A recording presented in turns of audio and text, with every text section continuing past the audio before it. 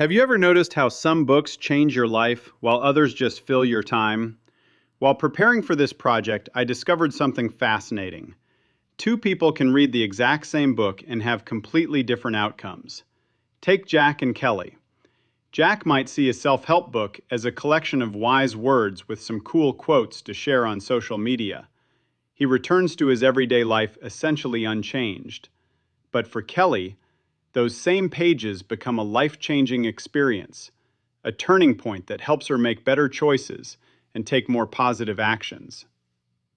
In childhood, I struggled with traditional learning. I'd pore over boring textbooks only to forget most of what I read. I'd quickly tune out, leaving me with no recollection of what I'd just read. And because passing required knowing the material, I'd have to go over it again and again, missing key points and continuing a vicious cycle. It wasn't until I got older that I discovered I was more attuned to listening than reading physical texts. Audiobooks became my gateway to learning. Information became easier to retain when I could hear someone vividly detailing scenarios and explaining concepts. And while I didn't abandon written books altogether, I found I was less likely to space out when authors used relevant stories to convey their message. That's why I'm sharing my experiences with you now.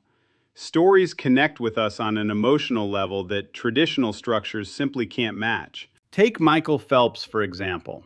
It might have been hard to picture young Michael growing up to earn 28 Olympic medals.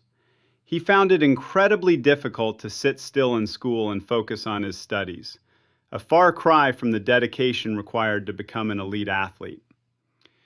Diagnosed with ADHD at age 6, his teachers continuously insisted he calm down and pay attention, making no adjustments for his learning differences.